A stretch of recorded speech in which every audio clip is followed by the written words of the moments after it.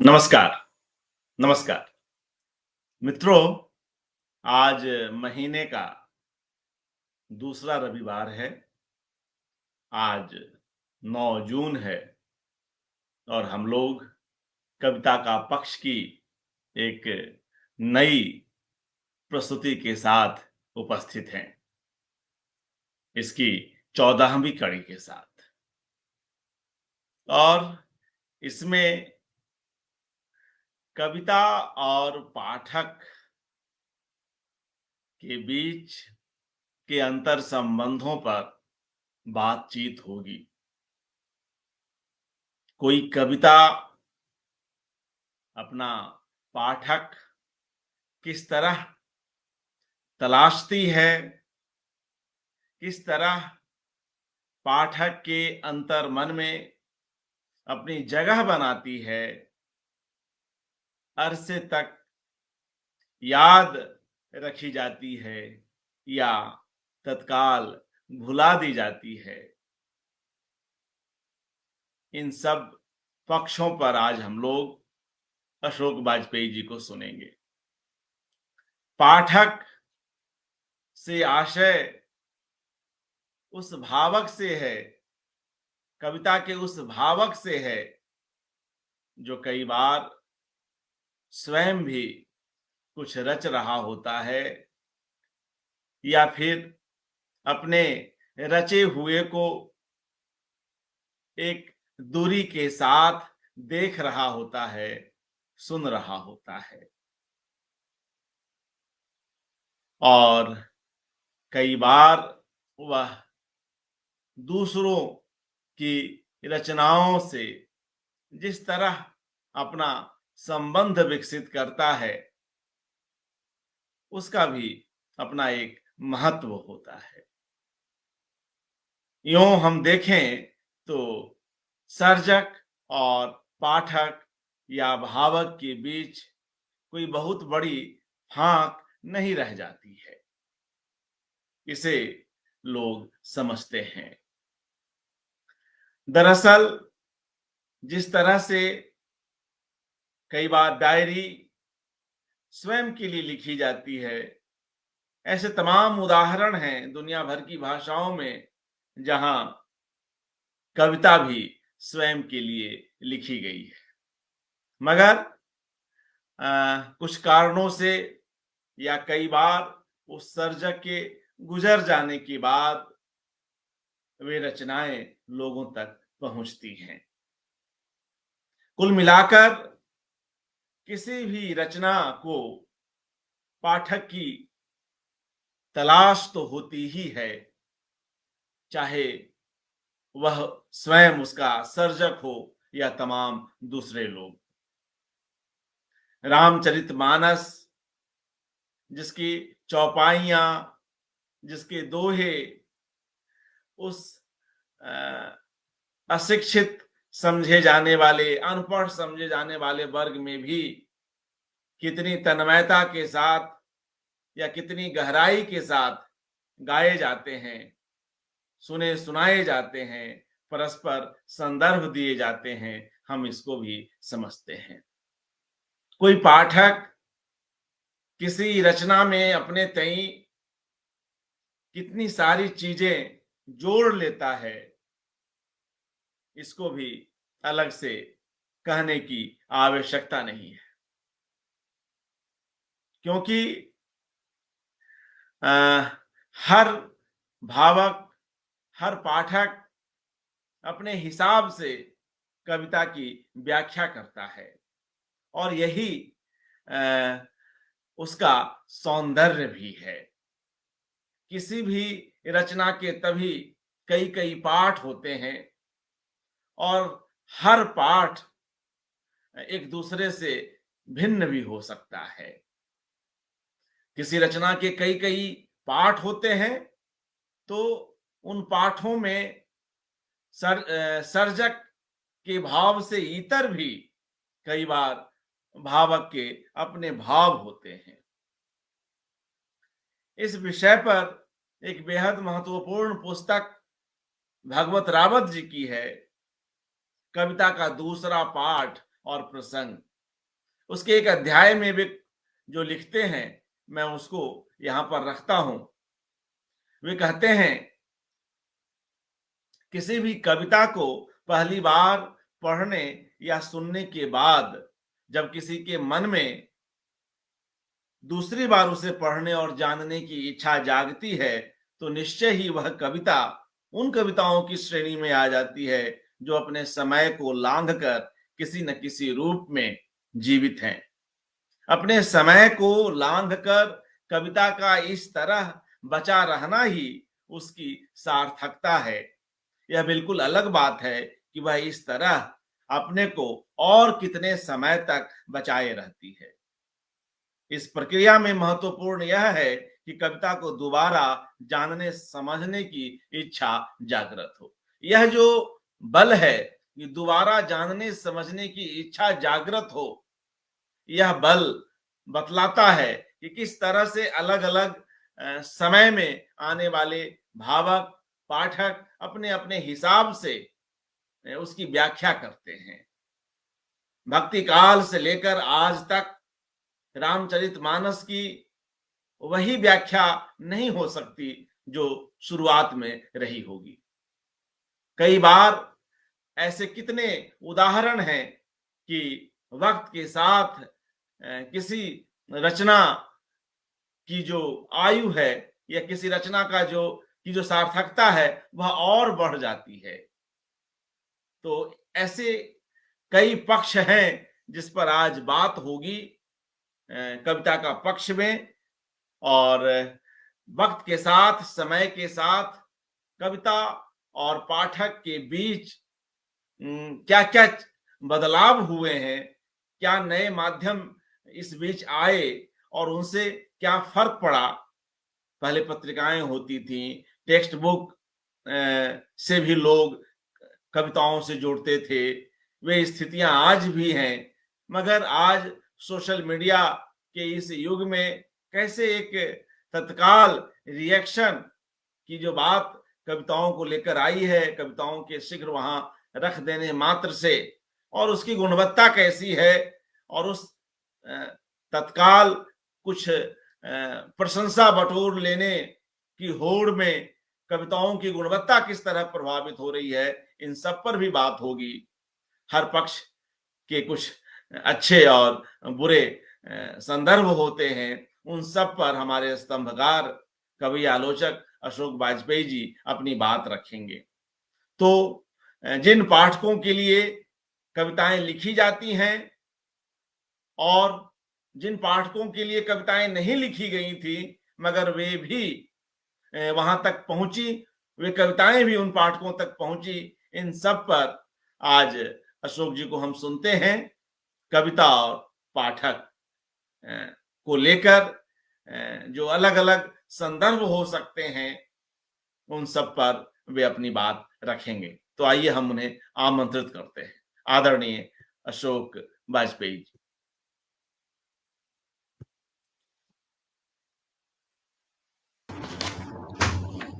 नमस्कार। कविता का पक्ष की ये 14वीं कड़ी है, पूर्वांतिम। और जो लोग इसे पहले भी देख चुके हैं और अब फिर देख रहे हैं, उनका आभार। और जो लोग इस बार देखेंगे, उनका स्वागत। आज हम बात करेंगे कविता और पाठक। मैं बरसों से ये कहता रहा हूं कि कविता अधूरा सच होती, वो पूरा ही तब होती है, उसका सच पूरा ही तब होता है जब कोई पाठक उसमें थोड़ा सा अपना सच मिलाता है। यानी एक अर्थ में हर कविता एक अधूरा प्रारूप या प्रस्ताव है, जो पूरा तब होता है जब पाठक उसमें कुछ मिलाता है, उसमें कुछ जोड़ता है। यानी कविता ऐसी विधा है जिसमें पाठक की हिस्सेदारी सकर्मक है। वो एक निष्क्रिय पाठक की अपेक्षा या मांग नहीं करती। अब ये अलग बात है कि ज्यादातर पाठकों में अपना सच खोजने और उसको कविता में मिलाने की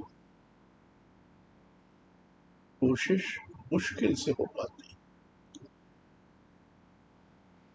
पर ये बात भी याद रखने की है कि कविता का पहला पाठक तो उसका रचयिता यानी कवि ही होता है। एक बार जब कविता पूरी हो जाए, और अक्सर पूरी हो जाने पर ज्यादातर कवियों को उसे लेकर एक तरह का विस्मय का भाव भी जागता है, अचंभा भी होता है कि उनसे ये कविता लिखी गई। अक्सर लिखे जाने के दौरान कविता वो नहीं रहती जो शायद शुरू में सोचे जाने के समय थी। उसका रास्ता बदल जाता है, उसके रंग रूप बदल जाता है, उसमें आए हुए और दूसरे अभिप्राय बदल जाते, इसलिए कवि को चंभा होता है। पर ऐसी भी कविता हुई है जिसने किसी पाठक की अपेक्षा ही नहीं की।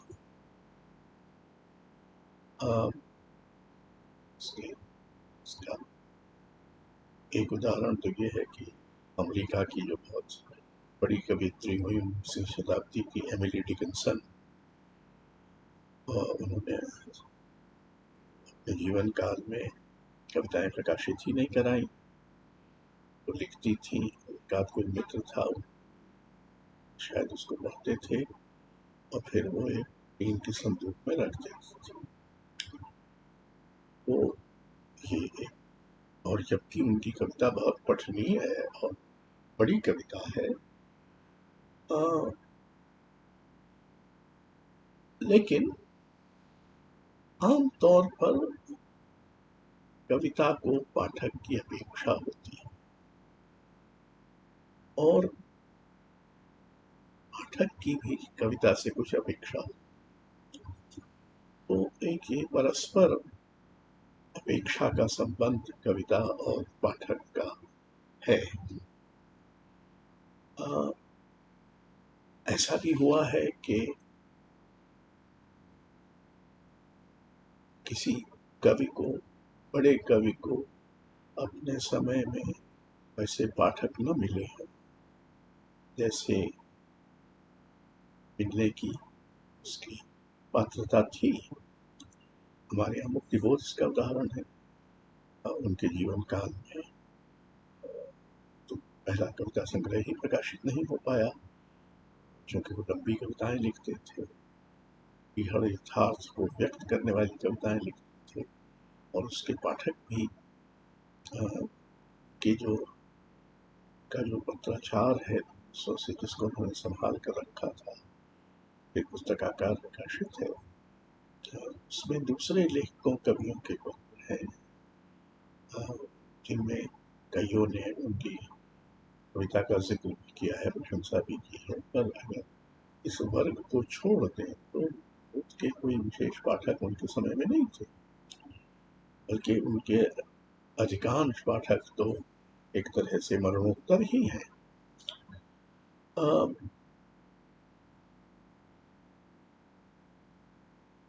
ये बात भी कुछ सोचने की है या याद करने की है कि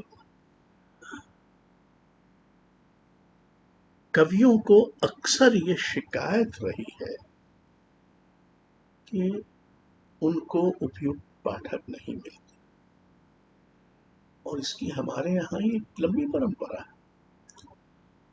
याद करिए महाभारतकार व्यास जा उठाकर कहते हैं कि मैं कह रहा हूं, कोई मेरी नहीं सुनता।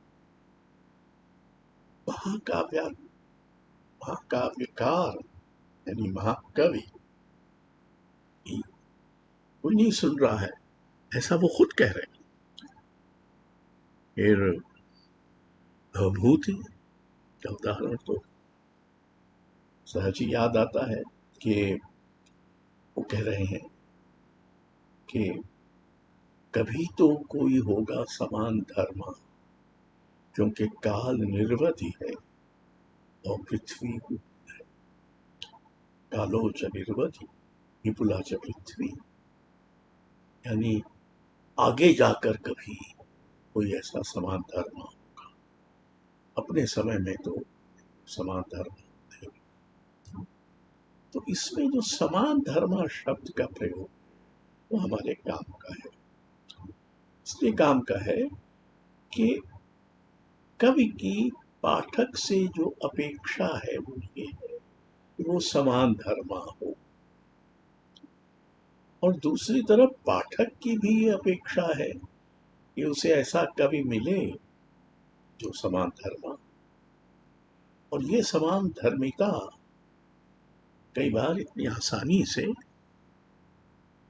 मिलती नहीं है, दोनों को नहीं मिलती। हमारे यहाँ संस्कृत में तो ये भी कहा गया है कि अरसिक है उसके सामने काव्य निवेदन नहीं करना चाहिए। जो अरसिक है इसमें कोई रसिकता का भाव नहीं। ये भी इस बहाने हम याद कर सकते हैं कि पहले कविता के रसिक होते थे और अब कविता के पाठक होते हैं, और इस अंतर का भी कविता पर गहरा प्रभाव पड़ा है। पर हम उस पर बाद में आएंगे। अभी तो ये कि भरत मुनि ने अपने नाट्य शास्त्र में सहृदय की अवधारणा दी। समान धर्मा की तरह ये शब्द एक पारिभाषिक किस्म का शब्द है। एक कविता को समझने के लिए, कविता को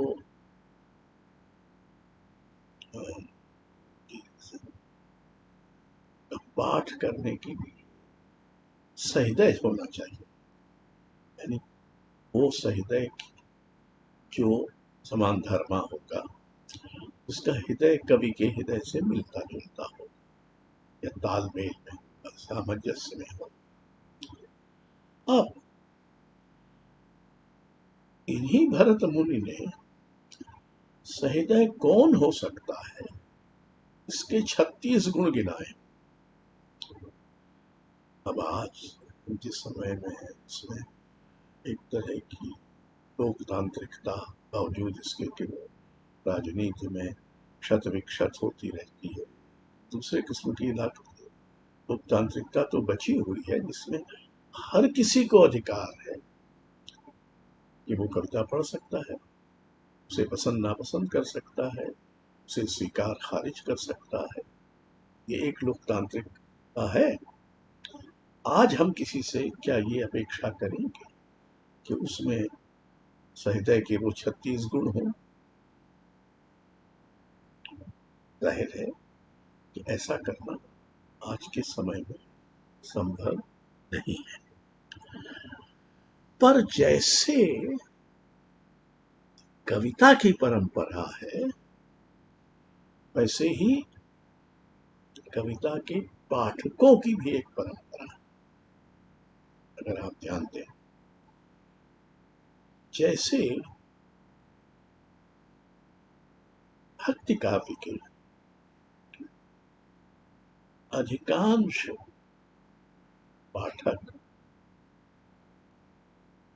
श्रोता थे, पाठक नहीं थे, कविता सुनते थे, संभवतः कविता पढ़ते कम थे। कबीर जैसे तो कवि हैं जिन्होंने कभी कविता लिखी नहीं है, बोली है कि हाँ कविता बानी है। और वो तो दूसरों ने बाद में उसको लिखित रूप दिया है।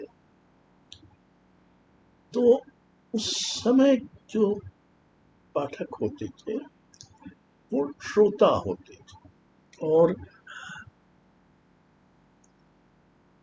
ये श्रोताओं की परंपरा संभवतः तुलसीदास, मीरा, सबके लिए रही होगी। अब अगर हम अपने ही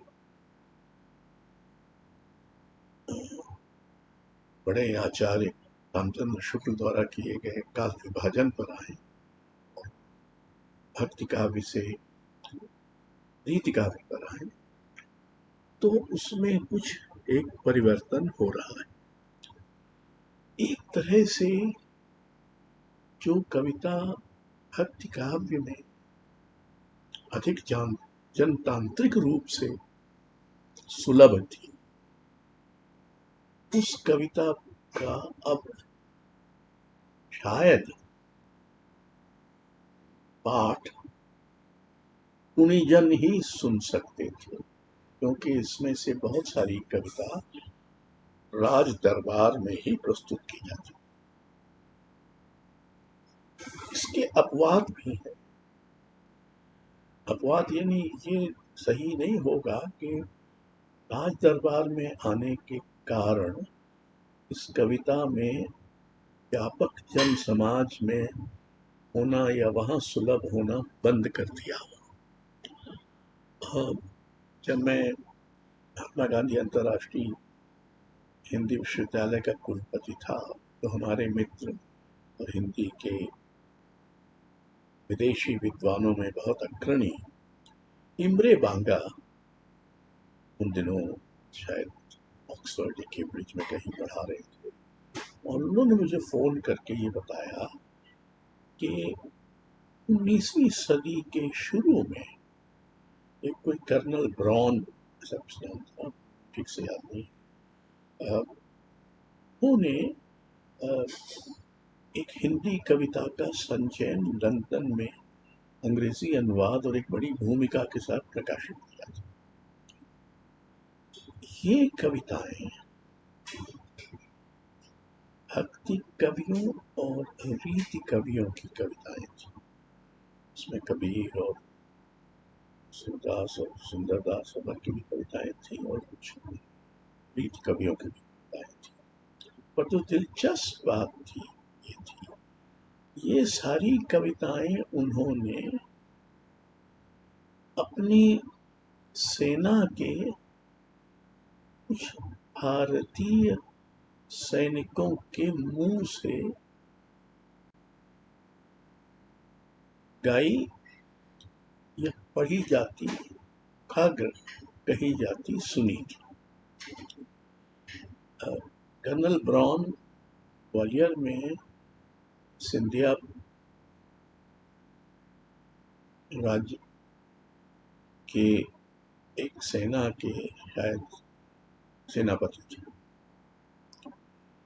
और उन्होंने पाया कि उनकी जो सैनिक हैं, इससे ज्यादातर संभवतः पूर्वी उत्तर प्रदेश के थे, वो लोग ठंड के दिनों में अलाव के पास बैठकर कविताएं पढ़ते और गाते हैं। तो धीरे धीरे उनकी उत्सुकता जागी, फिर उन्होंने का संग्रह करना शुरू किया, और उसको फिर एक पुस्तकाकार छापा, उसका अनुवाद करके इमरे बांगा ने इस पुस्तक का संपादन करके उसमें जो अनुवाद पुरानी अंग्रेजी में थे उसको नई अंग्रेजी में, और गलत समझ के कारण भूलें हो गई थी उनको सुधारते हुए नया अनुवाद, तो हमने ये पुस्तक विश्वविद्यालय से प्रकाशित की थी। तो इससे ये पता चला, जो मेरे लिए भी आश्चर्यकारी था, कि साधारण जन में भी यानी सैनिक ज्यादातर कम पढ़े लिखे लोग थे। एक समय ऐसा था जब कम पढ़े लिखे लोग भी कविता का आस्वादन करते थे, और उसकी सराहना भी कर सकते थे। अगर आप आधुनिक काल की ओर लौटें तो आप पाएंगे कि उर्दू के मुशायरों की तर्ज पर हमारे यहाँ कवि सम्मेलन शुरू, और शायद 20वीं शताब्दी के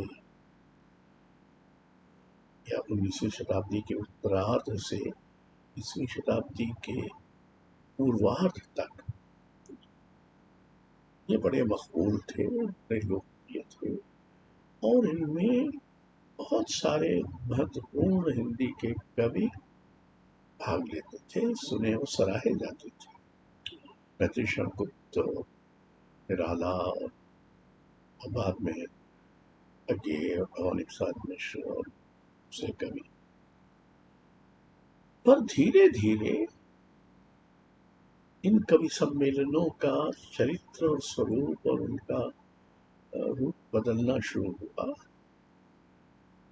और अब हालत पिछले करीब 25-30 वर्षों से तो यह हालत हिंदी में है कि कोई भी महत्वपूर्ण कवि कवि सम्मेलन में जाना पसंद नहीं करता। हालांकि कवि सम्मेलन अब अधिक खर्चीले और अधिक लोकप्रिय हो, और उनमें जो कविता पढ़ी जाती है वो छिछली, सतही भावुकता और हास्य व्यंग्य की कविता ही होती है। पत्नी पर व्यंग्य, पति पर व्यंग्य, इस तरह की राजनेताओं पर व्यंग्य। कोई भी महत्वपूर्ण कवि अब कवि सम्मेलन में भाग नहीं लेता। तो ये जो कविता के व्यापक जन, यानी उस जमाने में बच्चन और दिनकर, इस तरह के कवि, सुमन, जानकी वल्लभ शास्त्री वगैरह, ये बड़े मतलब प्रभावशाली कवि माने जाते थे कवि सम्मेलनों में। पर धीरे धीरे कवि सम्मेलनों का जो पतन हुआ तो हालत ये हो, एक बड़ा खुला जन मंच जो कविता के लिए था, अच्छी कविता के लिए, महत्वपूर्ण कविता के लिए, वो बंद हो। इस बीच जब विश्वविद्यालयों और स्कूलों में हिंदी भाषा पढ़ाई जाने लगी, उसके साहित्य को पढ़ाया जाने लगा, तो छात्रों और अध्यापकों का एक बड़ा वर्ग विकसित हुआ जो पाठ्य पुस्तकों में कविताएं पढ़ता था, पढ़ाता था, और फिर धीरे धीरे उच्च शिक्षा में कविता का प्रवेश हो गया, और कविता पर शोध भी होने लगी, उस पर आलोचना भी होने लगी, अकादमिक आलोचना का एक पूरा प्रवाह चल निकला। तो कविता कक्षा में पहुंच गई, जहाँ छात्र और अध्यापक पुस्तकालयों में पहुंच गई, जहाँ शोधकर्ता उसके संपर्क में आने लगे। अगर याद करें, एक जमाना था, मुझे याद आता है कि इलाहाबाद आकाशवाणी केंद्र से हर शनिवार को संभवतः शाम को एक स्वरवेला नाम का कार्यक्रम प्रसारित हो, इसमें किसी कवि से कविता पाठ कहा जाता। मुझे याद है कि जब मैंने कहीं पढ़ा, या शायद पिछली बार के स्वरवेला के कार्यक्रम में ही सुना हुई कि शमशेर जी का कविता पाठ उस पर आने वाला है, शमशेर जी बनेंगे। तो मैं कहीं शहर में था और बाजार से दौड़ लगाता हुआ अपने घर गया, जहाँ हमारे पास एक खड़खड़ाता हुआ सा खांसता रेडियो था। उसमें हमने शमशेर बहादुर सिंह की कविता का पहली बार उनकी आवाज में सुनी। तो ये भी एक बड़ा परिवर्तन हुआ कि आप कवि की आवाज में, स्वयं कवि की आवाज में उसकी कविता सुन सकते हैं। तो आकाशवाणी के ऐसे बहुत सारे अनेक केंद्रों से ऐसे कार्यक्रम देश भर में होते और काफी सुने जाते थे। अब मुझे नहीं पता कि वो धीरे धीरे कहाँ गायब हो गए या वहाँ कौन से कवि अब प्रदेश प्रेम और राष्ट्रवाद इत्यादि की हुंकार भरते होंगे, मुझे ठीक से पता नहीं। तो ये जो परंपरा चली, इसमें एक नई बात 20वीं शताब्दी में और हुई, और वो हुई आलोचना। हिंदी आलोचना का एक तरह से जन्म ही 20वीं शताब्दी में हुआ और फिर विस्तार भी उसी में हुआ। अब ये जो आलोचक नाम का प्राणी है, बुनियादी तौर पर वो पाठक है, अधिक सजग, अधिक सक्रिय, अधिक मुखर। वो कविता को कैसे पढ़ता है, उसके बारे में कैसे सोचता है, इसको लिखता है, तो ज्यादातर पाठक नहीं करते। अधिक से अधिक आपस में बातचीत कर ली, चिट्ठी लिख दी, तभी दे दिया। पर कुल मिलाकर तो आलोचना के विकास का मतलब भी ये है कि आलोचना के एक कविता के पाठ की एक अधिक सुगठित और लंबी परंपरा शुरू हुई। और ऐसा भी हुआ है, ये सोचने की बात है कि क्या हमारी आलोचना ने कविता की समझ और जगह हमारे समाज में बढ़ाई है। इसका उत्तर मैं देने जा नहीं रहा हूँ, लेकिन मुझे लगता है कई बार कि हाँ उसने बढ़ाई भी है, लेकिन कई बार कुछ अपने वैचारिक उपग्रहों के कारण कविता की समझ और जगह को सीमित भी किया है। दोनों बातें। हम कबीर को बेहतर पढ़ते हैं हज़ार प्रसाद द्विवेदी की वजह से, हम तुलसीदास को बेहतर समझते हैं रामचंद्र शुक्ल की वजह से, लेकिन हम बहुत सारे लोगों को गलत या ठीक नहीं समझते हैं, बहुत सारे आलोचकों के ही कारण, क्योंकि वो ऐसे पूर्वग्रहों के घटाटोप से उनको देखते हैं, तो वो अलग सब। कई बार ऐसा भी हुआ है कि किसी कविता की ओर पाठकों का ध्यान आलोचक ने दिलाया। आप याद करें, अंधेरे में कविता जब प्रकाशित हुई थी, उसकी ओर जब हिंदी पाठक समाज का ध्यान गया, तो अपने आप नहीं चला गया, उसमें आलोचकों की भूमिका थी, उनकी भी कोशिश थी। ऐसा भी हुआ है, एक आध प्रसंग तो है, जैसे कि शमशेर बहादुर सिंह की डायरी एक बार के घर पर बाबा जी देख रहे थे, और उसमें एक कविता की हुई थी जो मतलब कविता के रूप में नहीं लिखी थी,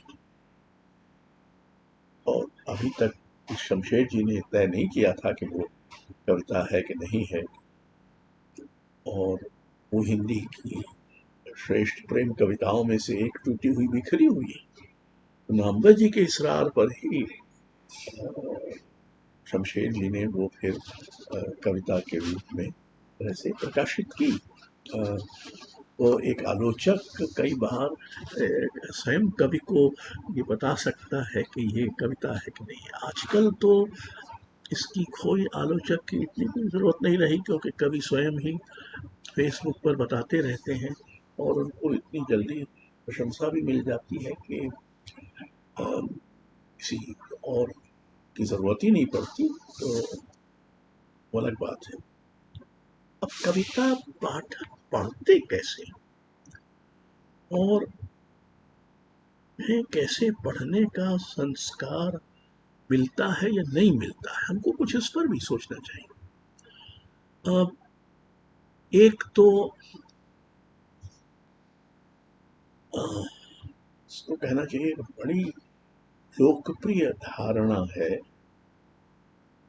कि कविता को किसी के बारे में होना चाहिए, यानी प्रकृति के बारे में, प्रेम के बारे में। मैं खुद ही तो श्रृंखला में बात करता रहा हूँ, उसमें कविता किसके बारे में है इसका कुछ ना कुछ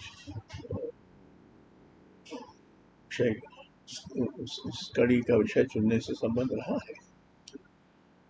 लेकिन इस बारे में की सीमा है, और ये याद रखना चाहिए कि कोई भी कविता का अर्थ उसके विषय में निश्चेष नहीं हो जाता। कविता का विषय हो सकता है एक प्राकृतिक दृश्य, लेकिन वो उस प्राकृतिक दृश्य से उसका पूरा अर्थ नहीं निकल रही, अर्थ उससे आगे जाता है या जा सकता है, अक्सर जाता ही है। और दूसरा ये भी याद रखना चाहिए कि ये शब्दों का काव्य में की गई एक रचना है,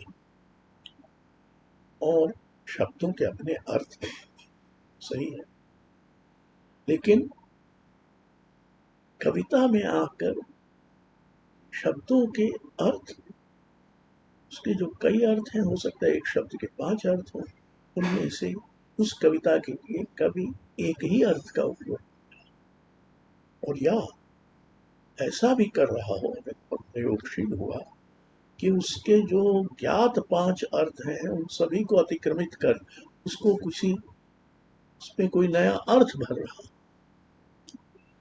तो इस सब के पचड़े में पड़े बिना पाठक ठीक से कविता नहीं समझ सकता। तीसरी बात ये भी है कि जैसे हम कभी शास्त्रीय संगीत में ये तो नहीं पूछते कि राग मालकंस काहे के बारे में, तो अच्छा लगता है, उसका विधान हम होता है, उससे विभूत होते हैं। हम ये सवाल नहीं पूछते कि राग मालकंस काहे के बारे में, कि सर्वथा मूर्ख प्रश्न हो, लेकिन कविता के बारे में सोचते हैं। तो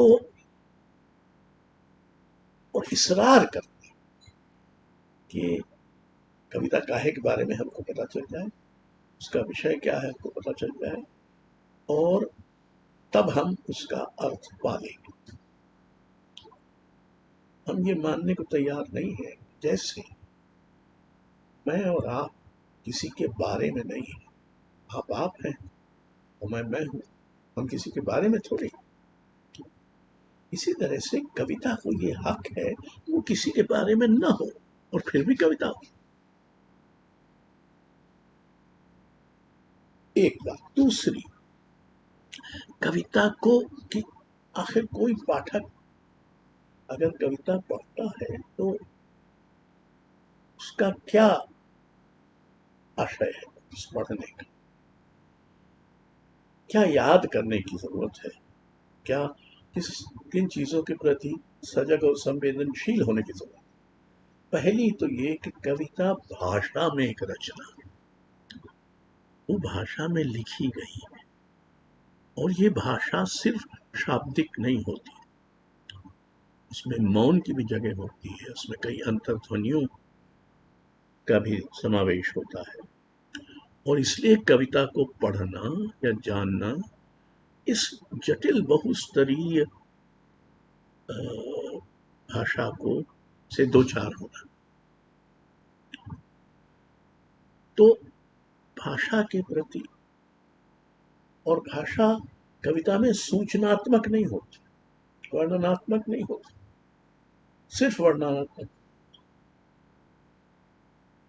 वो जितनी सतह पर दिखाई देती है उतनी ही अंतःसलिल भी होती, और अगर भाषा की इस अंतःसलिलता का आपको बोध नहीं होता, आप पहचान नहीं पाते, तो जाहिर है कि आप कविता को सजगता और संवेदनशीलता के साथ नहीं पढ़ रहे हैं, अगर आप पाठक हैं। दूसरी बात ये है कि हमारे समय में कविता की समझ पर दो बड़े प्रभाव पड़े। एक खबर का और एक फिल्मी गीत का। खबर का प्रभाव ये पड़ा है कि हम ये सोचने लगे, जैसे खबर, अब आज की खबर ये है कि कल जो चुनाव हुए हैं उसमें किसी राजनीतिक दल को बहुमत नहीं मिला है। अब खबर में ये मुख्य खबर है और फिर खबर एंटी क्लाइमेटिकली चलती है। उसमें बाद में खुलासा होता है कि किसको कितनी सीट मिली है और किस राज्य में कितनी मिली है, उसमें किसको हारा है, वगैरह वगैरह। ये सब ब्यौरे हैं जो खुलासा बाद में होता है, लेकिन जो मूल बात है वो ऊपर ही दी हुई है कि किसी को बहुमत नहीं मिला। अब हमारी अपेक्षा ये होती है सामान्य रूप से कि हमको कविता का सच भी ऐसे ही शुरू में मिल जाए। अगर शीर्षक में मिल सकता है तो उसमें मिल जाए, नहीं तो पहली दो तीन पंक्तियों में मिल जाए। ऐसा सच कविता का नहीं होता। या कुसमोसी की तरह प्लेट में दे दिया जाए जिसको आप गप सिखा जाए। कविता का अर्थ तो आपकी शिरकत से बनने वाला है। तो मैंने शुरू में कहा कि आधा सच होती है कविता और उसमें पाठक को, रसिक को अपना सच मिलाना होता है। एक दूसरा प्रभाव जो पड़ा वो फिल्मी गीत का। फिल्मी हमारे, मैं तो फिल्मी गीत नहीं सुनता हूँ, लेकिन एक जमाने में जब सुनता था कि हम कमरे में बंद है और चाबी खो गई है। अब ये बुनियादी स्थिति है, एक रूमानी सी स्थिति, और फिर उसी को लेकर अलग अलग बंद थे। उस कविता के साथ ये भी चाहते हैं कि शुरू में उसकी स्थिति पता चल जाए और फिर बंद है तो ठीक है। ऐसा नहीं होता। अच्छी कविता में, महत्वपूर्ण कविता में ऐसा नहीं। तो इस बात, इन चीजों ने हमारी कविता की समझ को भोंथरा बनाया। एज़रा पाउंड ने तो एक बार खींच कर ये कहा था कि poetry is news that stays news. कविता खबर है जो खबर बनी रहती। बाकी खबरें तो अगले दिन बासी हो गई, चली गई, हम उनको भूल जाते हैं, उनकी कोई जरूरत नहीं रह गई। लेकिन कविता ऐसी खबर नहीं है। वो ऐसी खबर है जो खबर बनी रहती है, टिकाऊ है, वो बाद में भी होती रहेगी।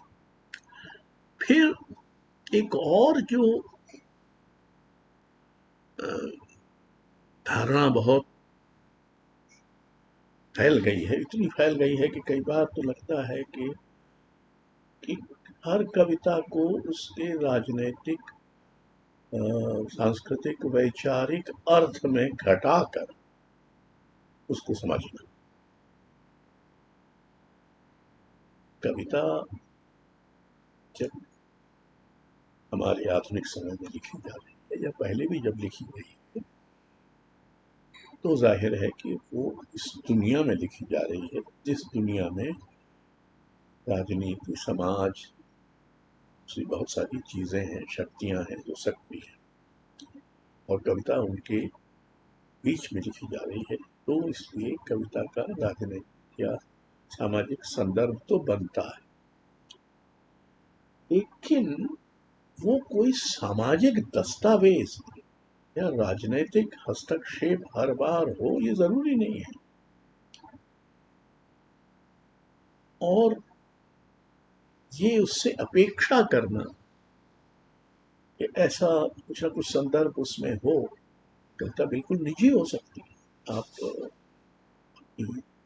प्रेमिका से बात कर रहे हैं, आप बच्चे से बात कर रहे हैं, पेड़ से बात कर रहे हैं, आप ईश्वर से बात कर रहे हैं, निजी स्तर पर कुछ कर रहे हैं। और इसलिए ये कविता का अलग से सामाजिक होना जरूरी नहीं है, क्योंकि भाषा अपने आप में सामाजिक माध्यम है। कविता भाषा में लिखी जाकर अपने आप सामाजिक हो जाती है, उसको अलग से सामाजिक होने की कोई जरूरत नहीं। तो ये बात भी हमको याद रखनी चाहिए कि कविता कोई रिपोर्ट नहीं है दुनिया में क्या हो रहा है वगैरह। ये काम दूसरे माध्यम करते हैं और बेहतर करते हैं, वो कविता उतने अच्छे ढंग से कर भी नहीं सकती अगर वो ऐसी कोशिश भी करें।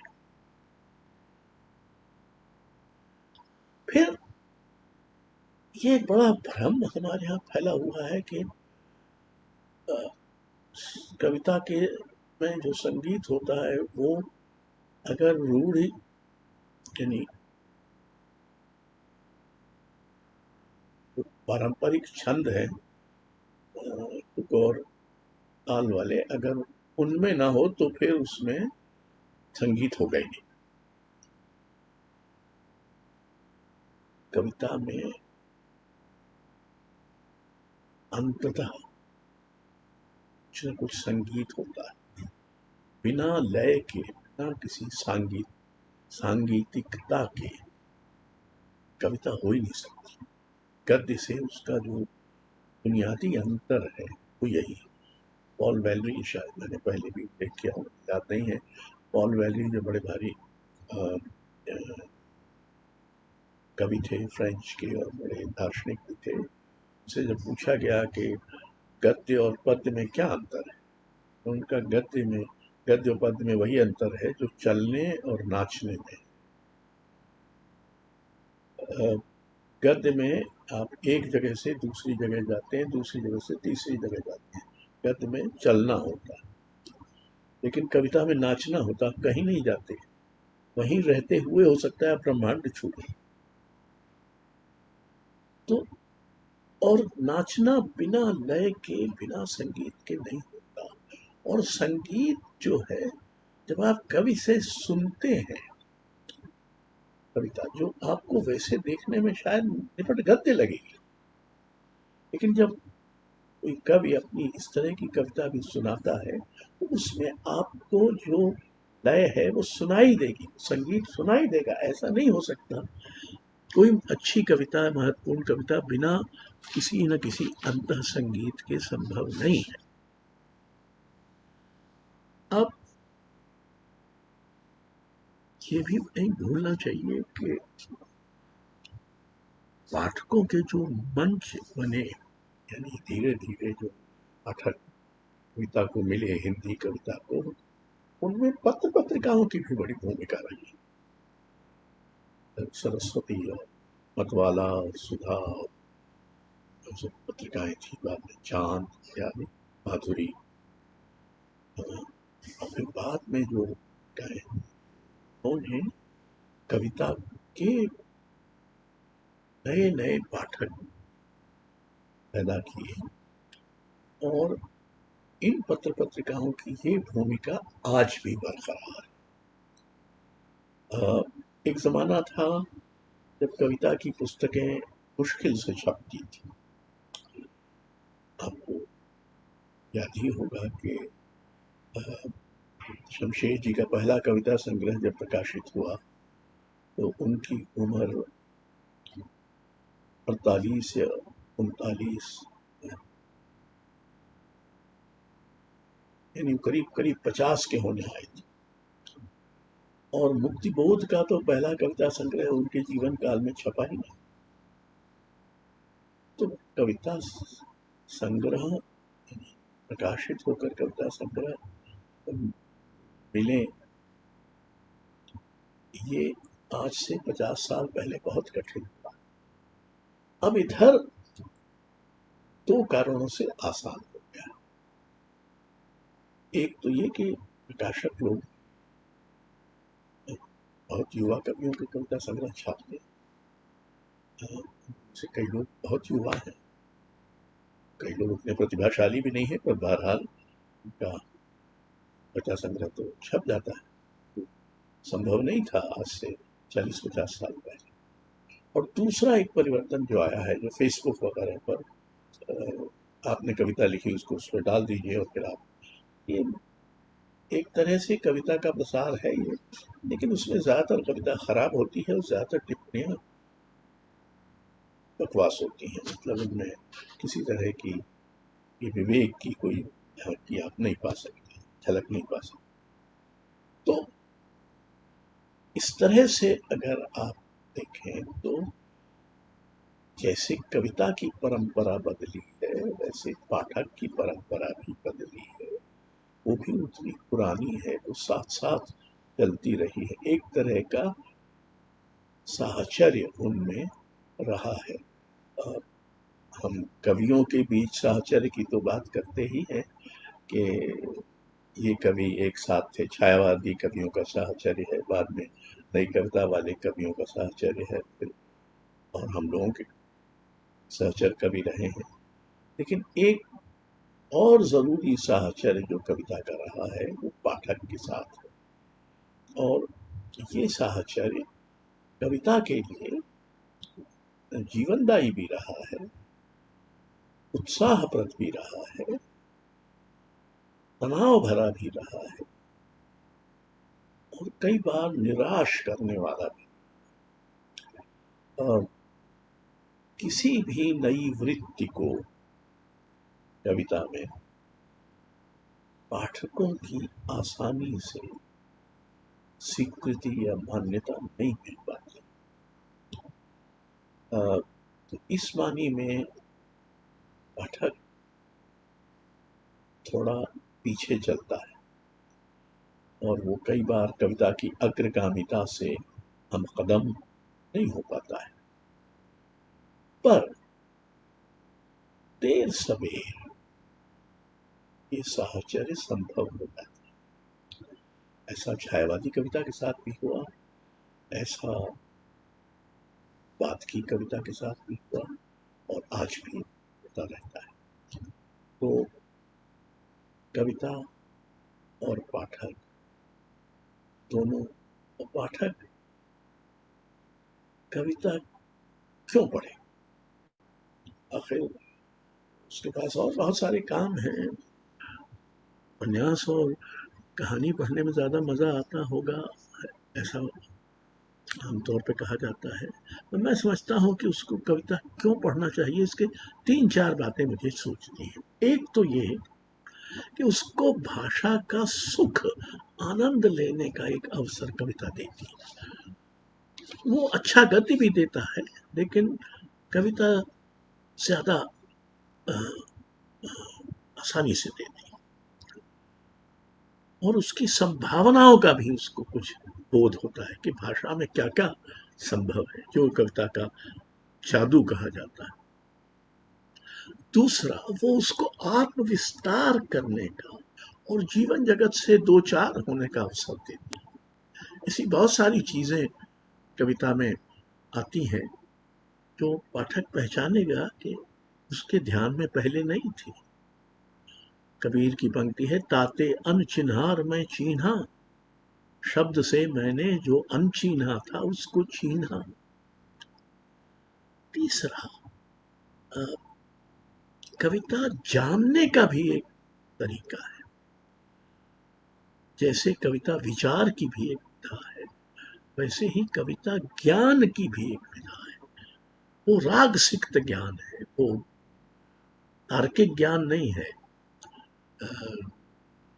वो वैज्ञानिक ज्ञान नहीं है, वो आर्थिक ज्ञान भी नहीं है, लेकिन वो राग सिक्त ज्ञान। और उसमें ये बात अंतर्निहित है कि कविता भी और पूरा साहित्य भी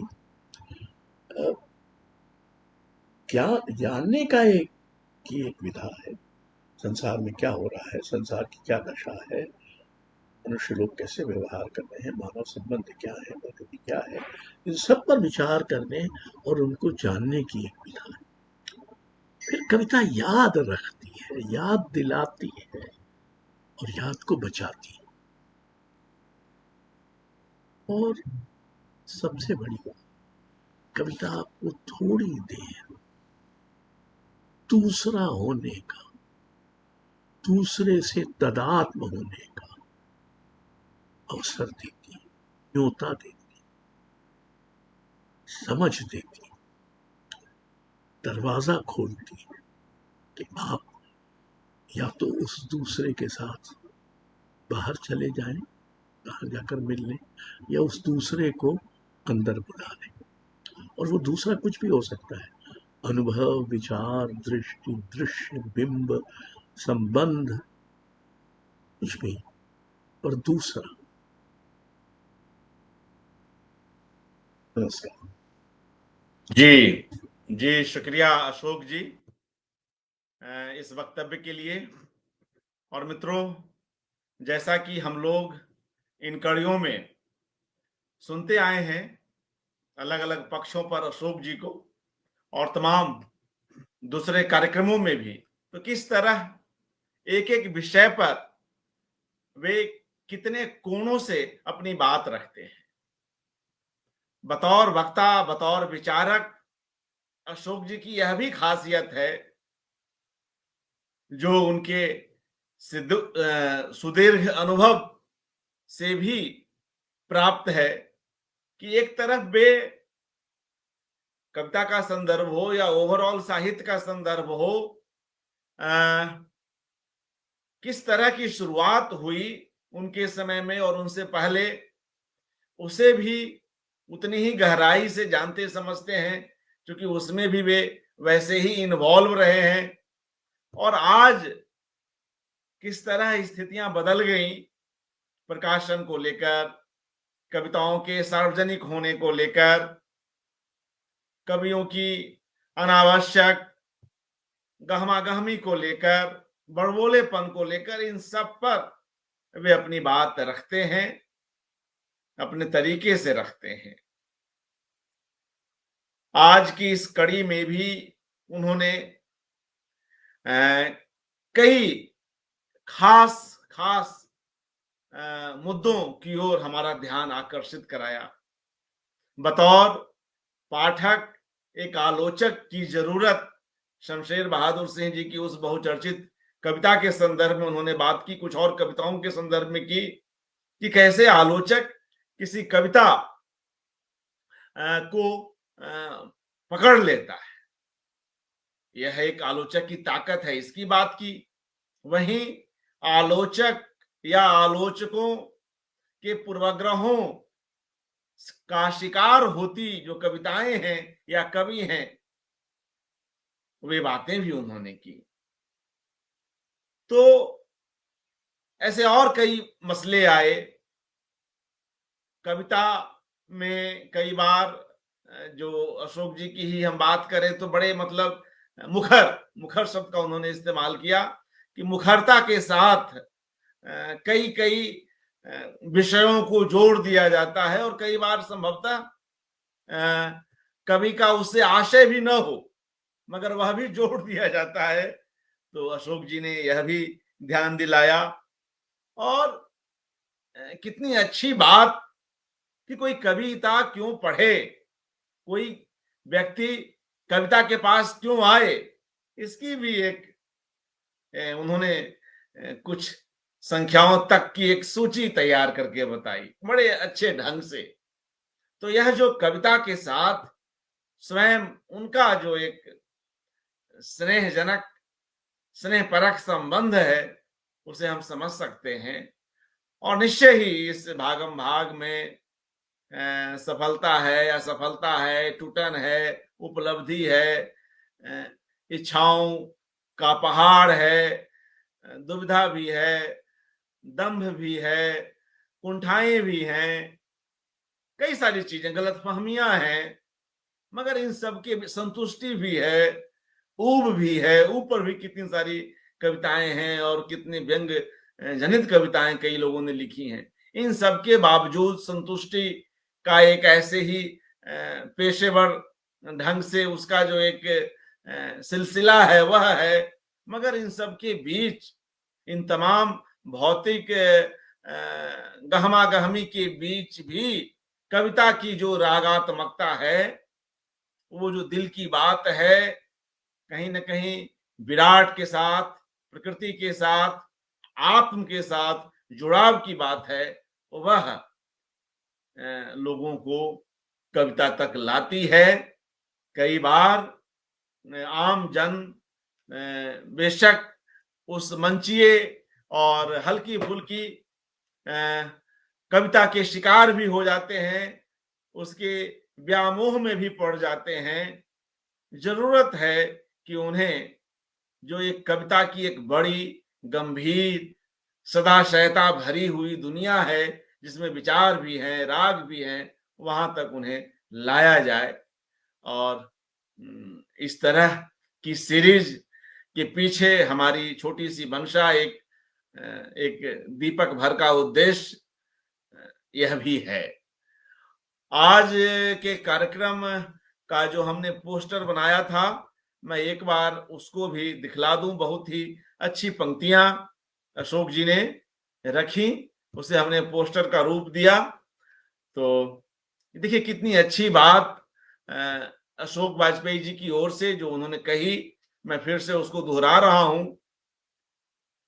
और सबसे बड़ी बात कि कविता आपको थोड़ी देर दूसरा होने का, दूसरे से तदात्म होने का अवसर देती है, न्योता देती है, समझ देती है, दरवाजा खोलती है कि आप या तो उस दूसरे के साथ बाहर जाकर मिल लें या उस दूसरे को अंदर बुला लें। और वह दूसरा कुछ भी हो सकता है, अनुभव, विचार, दृष्टि, दृश्य, बिंब, संबंध, कुछ भी, पर दूसरा। तो कैसे हमारे ही अनुभव, हमारे ही विचार हमसे दूर छिटक कर कविता में आ सकते हैं, अशोक जी का यह इशारा है। और यह कहीं न कहीं भाषा में कविता के बहाने लोकतंत्र किस तरह उपस्थित होता है, इसकी वानगी भी है।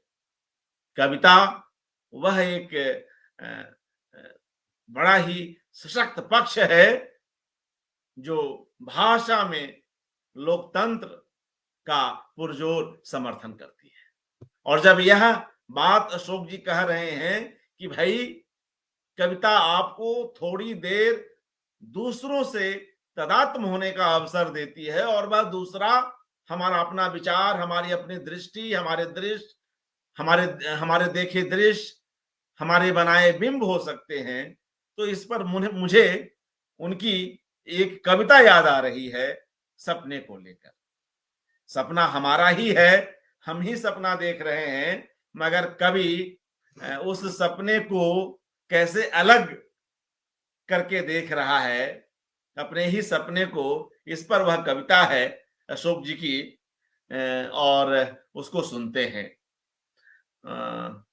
और अगर इस कविता को हम न सुनेंगे तो यह बात भी सत्यापित ठीक से न हो पाएगी, या इसे यूं कहें कि अगर हम इस कविता को सुन लेंगे तो यह बात हम कुछ और बेहतर ढंग से समझ सकते हैं। ये बार बार जो मैं अगर शब्द पर जोर दे रहा हूं, वो इसलिए दे रहा हूं मित्रों कि इस कविता का शीर्षक अगर ही है। अगर नाम से यह कविता है अशोक वाजपेयी जी को कहीं नहीं वहीं 1990 में जो उनका संग्रह आया था, कहीं नहीं वहीं उसी में संकलित है। तो सुनिए, अगर, अशोक वाजपेयी। अगर उसका नंबर याद रहा, अगर उसका नंबर याद रहा और मौसम बहुत खराब न हुआ, तो एक दिन मैं अपने सपने को फोन करूंगा, पूछूंगा उसका हाल चाल, उसका समय पूछूंगा कि कहां रहता है इन दिनों और इधर कब आने का इरादा है। यह भी पूछूंगा कि वहां चीजें कैसी हैं, दाम तो बहुत नहीं बढ़े, कोई तकलीफ तो नहीं है, मकान बनाया या नहीं। हो सकता है, हो सकता है सपना भूल चुका हो मुझे, हो सकता है सपना भूल चुका हो मुझे, मैं उसे याद दिलाऊंगा, मैं उसे याद दिलाऊंगा कि कैसे हम पुलिया पर बैठकर गप लगाते थे, कि कैसे हमने साथ साथ चाय पी थी, कविताएं लिखी और प्रेम किया था।